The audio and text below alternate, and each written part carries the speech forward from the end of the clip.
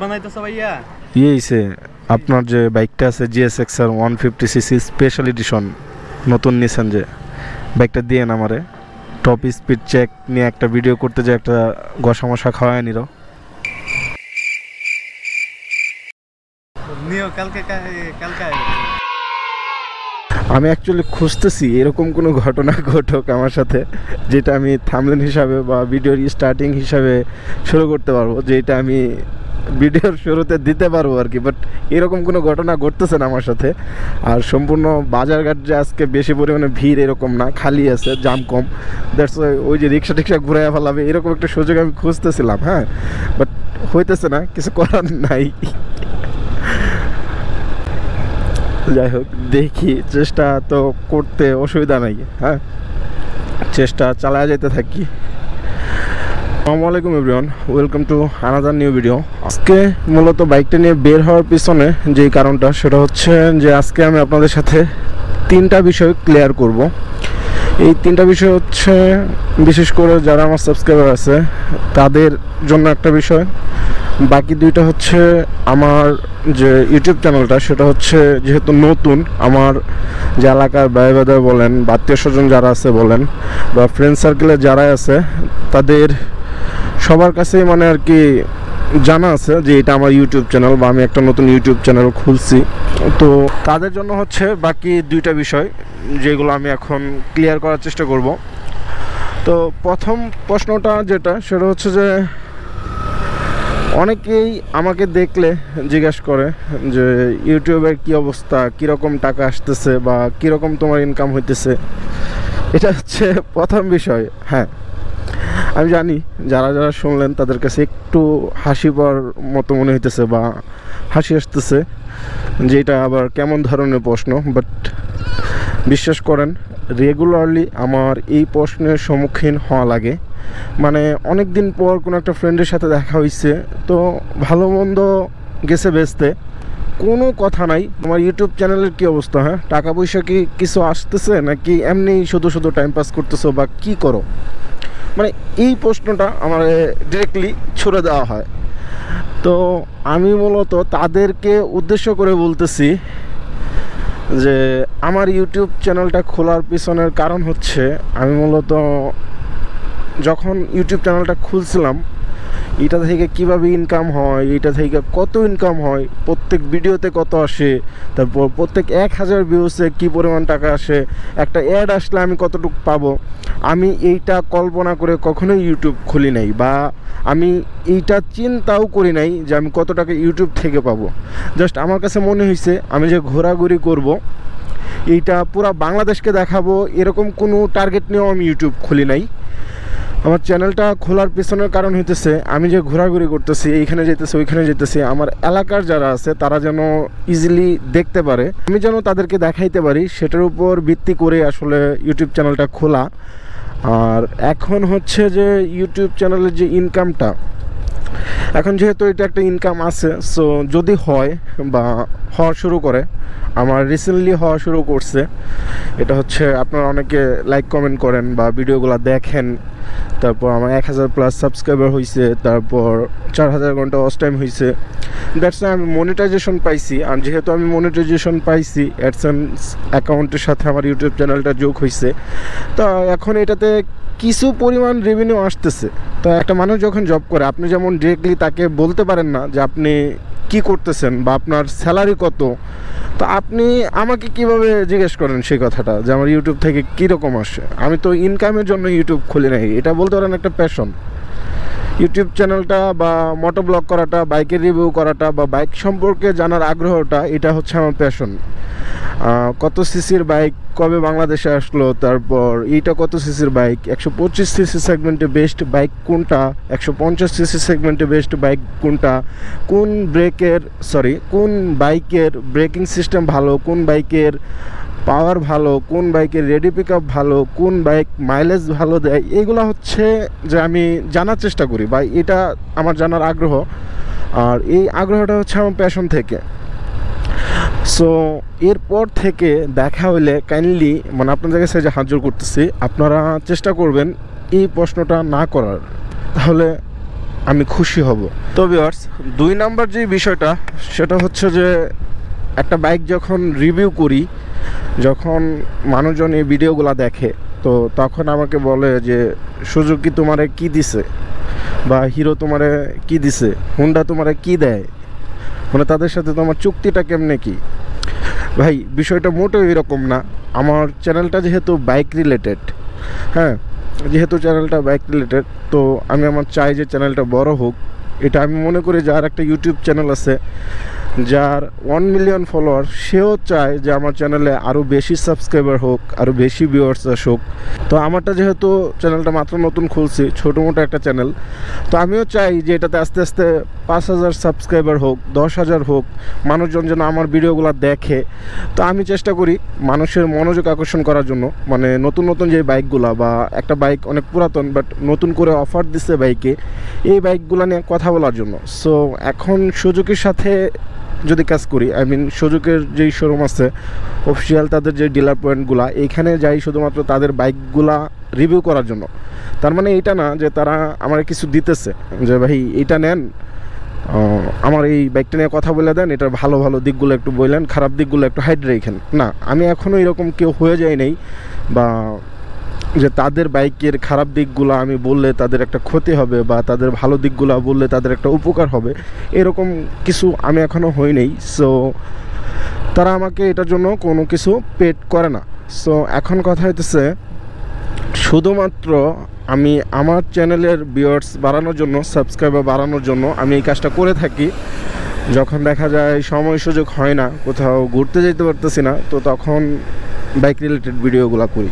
যেমন লাস্ট কয়েকদিন ধরে শুধুমাত্র সুজুকির ব্লগ করতেছিলাম, এত পরিমাণের মানে আর কি লাস্ট 3-4টা ভিডিও সম্পূর্ণ সুজুকি বাইক রিলেটেড ভিডিওগুলো ছিল, আর ওইগুলো মোটামুটি ভালো রিচ পাইছি। তার আগে যেমন আবার বাজাজ, তারপর পালসার এবিএস ওলাটা, মানে এইগুলো নিয়ে ছিল। তো মোটামুটি এইগুলাই আর কি, মানে এই ধারাবাহিকতা চলতেছে। তো ভাবলাম যে আজকে এই টাইপের একটা ভিডিও বানাই, দ্যাটস আমি কিন্তু ক্যামেরা নিয়ে বের হয়ে পড়ছি। তো এখন কথা হইতেছে এটাও 2 নম্বর বিষয়টা আর কি ক্লিয়ার করার চেষ্টা করলাম। আর 3 নম্বর একটা বিষয়, সেটা হচ্ছে যে আমি আন্তরিকভাবে দুঃখিত, যদিও আমি ইউটিউব চ্যানেলটা খোলার পর যে ভিডিওগুলো দিতেছি শুধুমাত্র ইনফরমেটিভ। তো এখন এইখানে আমার একটা ভুল আছে, সেটা হচ্ছে যে আমি আমার যে ইনফরমেশনগুলো আপনাদের সাথে শেয়ার করবো, একটা বাইক রিলেটেড বলেন, বা একটা জায়গায় ঘুরতে গেছি সেইখানের যে ইনফরমেশনগুলো আছে, যেগুলো আমি আপনাদের সাথে শেয়ার করবো, সেইগুলো অবশ্যই সঠিক হওয়া দরকার। যদি ভুলভাল বলি তাহলে মানুষজন অ্যাকসেপ্ট করবে না, বা উল্টাপাল্টা বলবে, এটাই স্বাভাবিক। বাট লাস্ট 2টা বা 3টা ভিডিওর আগে একটা ভিডিওতে বাজাজ পালসার 110cc বাইকের একটা রিভিউতে, ওইটার প্রাইস ছিল 1,20,500 টাকা। তো ওইটা একটু অন্যমনস্কভাবে 2,20,500 টাকা বইলা ফেলাইছি। এটার জন্য আমি আলাদাভাবে কমেন্টে প্রাইস আবার উল্লেখ করে দিছি, এবং আমি নিজের ভুলটা বুঝতে পেরেছি। তার জন্য একদিনে বৃষ্টিতে কী অবস্থা, পিছন দিয়ে আবার আরেকটা এসে হর্ন দিতেছে, প্রচুর পরিমাণে পানি জমে গেছে এইখানে। সিটি কর্পোরেশনের যদি এই অবস্থা হয়,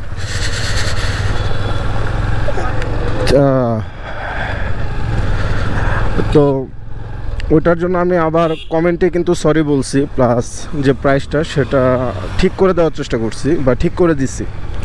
যে প্রাইসটা ছিল ওটা ঠিক করে দিছি, বা নতুন করে আবার লিখে দিছি।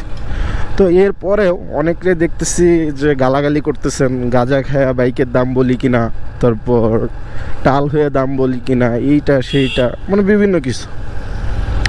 আর আরেকটা ভিডিও মোটামুটি রানার বোল্টের একটা ভিডিও, ওইটা অনেক আগের একটা ভিডিও, প্রায় 1 বছর আগের।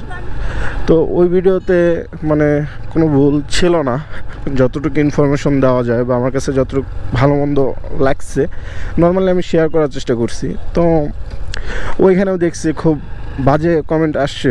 তো এখন তাদের উদ্দেশ্যে বলতেছি, ভাই এভাবে গালাগালি করার তো কোনো মানে হয় না। এভাবে গালাগালি না করে যে ভুলটা, আমি কিন্তু প্রত্যেকটা ভিডিও শেষে বলে দেই যে আপনি আপনার ভুলটা ধরিয়ে দেওয়ার চেষ্টা করুন, আমি নেক্সট টাইম থেকে সেটা সঠিক করার চেষ্টা করব। আমি কিন্তু সবসময় বলে দিই, এবং আমি এটাও বলি আপনারা কোন ধরনের বাইকের ভিডিও দেখতে চাইতেছেন, কিসের ভিডিও দেখতে চাইতেছেন আপনি আমাকে জানান। আমি সেইগুলা ঠিক করার চেষ্টা করব। তো এই ছিল আর কি আজকে কথা বলার 3টা বিষয়। আর অনেকদিন পর নকলা, অ্যাকচুয়ালি অফিস থেকে আসার পর শীতের ভিতর বাইক নিয়ে আর বের হইতে ইচ্ছা করে না, তো নকলা আসা হয় না। আজকে অনেক দিন পর নকলা আসলাম। রাতে যদিও লাস্ট একদিন আসছিলাম, প্রায় 2 সপ্তাহ আগে একটা দরকারে আসছিলাম, ওইটা শেষ করে আবার চলে গেছি। এটা হচ্ছে নকলা থানা। কয়েকদিন আগে ফাও একটা মামলা খাইছিলাম, থানাতে বাইক নিয়ে চলে আসছিল। তারপর কিছু টাকা দিয়া বাইকটা আবার ছাড়ায় নেই। আমি অ্যাকচুয়ালি খুঁজতেছি এরকম কোনো ঘটনা ঘটুক আমার সাথে, যেটা আমি থাম্বনেল হিসাবে বা ভিডিওর স্টার্টিং হিসাবে শুরু করতে পারবো, যেটা আমি ভিডিওর শুরুতে দিতে পারবো আর কি। বাট এরকম কোনো ঘটনা ঘটতেছে না আমার সাথে। আর সম্পূর্ণ বাজারঘাট যে আজকে বেশি পরিমাণে ভিড় এরকম না, খালি আছে, জাম কম। দ্যাটস ওই যে রিক্সা টিক্সা ঘুরে ফেলাবে এরকম একটা সুযোগ আমি খুঁজতেছিলাম, হ্যাঁ, বাট হইতেছে না, কিছু করার নাই। যাই হোক, দেখি, চেষ্টা তো করতে অসুবিধা নাই, হ্যাঁ, চেষ্টা চালায় যেতে থাকি। রাহাত ভাইয়ের মতো একটা কিছু অঘটন ঘটলে ওইগুলো আবার ভিডিওতে অ্যাড করব। আমি সত্যি কথা বলতে সানিগিরি, তারপর আউটসাইডার, সাকিব সৈকত, তারপর নেক্সট গিয়ার, তারপর তরু ভাই, তারপর লেডি বাইকার আছে শাকিরা শাহরিন, দীপা, রাইডার সানা, মানে তাদের অনেক বড় ফ্যান। মূলত তাদের থেকে আমি অনেক কিছু শিখি। আমি রেগুলারলি তাদের ভিডিওগুলো দেখি। যেমন সানি ভাই বলে ভাই মোহাম্মদ, তারপর আউটসাইডার বলে হোয়াটসঅ্যাপ বিউটিফুল পিপল। আউটসাইডার তো আউটসাইডারই, তার সব কিছুই ভালো লাগে, টোটালি তারে কপি করতে ইচ্ছা করে। বাট আমার ভিতর সেই ট্যালেন্টটা নাই যে আমি তারে কপি করতে পারবো। দ্যাটস ওয়াই হঠাৎ করে এক ফ্রেন্ডের সাথে দেখা।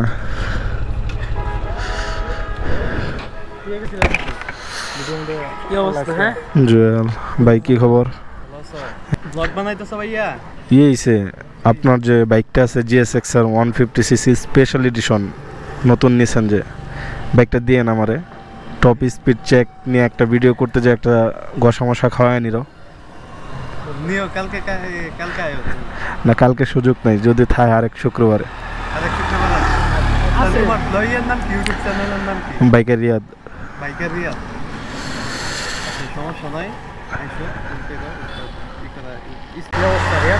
এই তো ভালো, ইউটিউব চ্যানেল চলতেছে। হ্যাঁ হয়, ইনকাম হইতেছে, প্রচুর ইনকাম হইতেছে, প্রায় 1.5 লাখ 2 লাখ টাকা মান্থলি আসতেছে।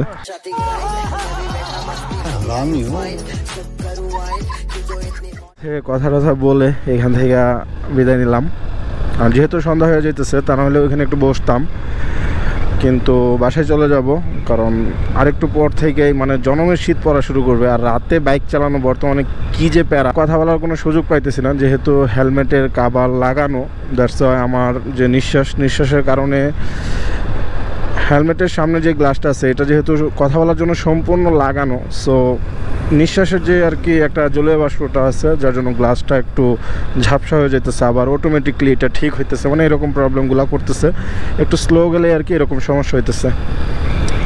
তো ভিউয়ার্স, আজকে মূলত এটা নিয়ে কথা বলতে চাইছিলাম, মানে এই 3টা বিষয় নিয়ে। কালকে রাত্রে ভাবতেছিলাম যে কী নিয়ে ভিডিও করব, নতুন কি আসা যায়। আসলে মানে যারা ইউটিউব চ্যানেল মূলত যাদের আছে আর কি, আমরা মনে করি তারা অনেক সুখী, বাট আমার কাছে এটা মনে হয় না। কারণ ইদানিং আমার কাছেও একটা সময় মনে হইতো, বাট বর্তমানে এই ধারণাটা আর নাই। কারণ তারাও অলওয়েজ প্যারায় থাকে। যেমন মার্কেটিংয়ে জব করে যারা, টার্গেট ফিল আপ করার জন্য একটা প্যারা। তারপর যারা গভর্নমেন্ট জব করে তাদের একটা ছুটির একটা প্যারা, কবে ছুটি যেতে পারবো বা স্বাধীনতা নাই, এরকম। তো আমার কাছে মনে হয় যারা ইউটিউবিং করে তাদের কাছে প্যারা হইতেছে যে তারা কবে মানে আর কি কী নিয়ে কন্টেন্ট করবে, নতুন কন্টেন্টে কি যোগ করবে, এই প্যারাগুলো তারা ফেস করে। এটা খুব ভালো লাগতেছে। সারাটা দিন বৃষ্টি ছিল, মানে একটুর জন্য বৃষ্টিটা কমে নাই। তো ভাবছিলাম যে গেছে, কালকে যে প্ল্যানটা করলাম ওরাটায় গোল্লাই গেছে, এরকম একটা ভাবছিলাম।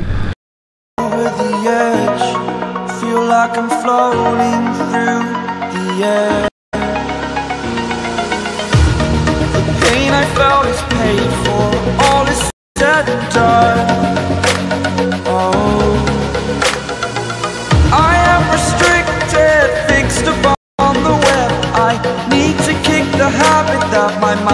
breathing in. Break out, I've got to see.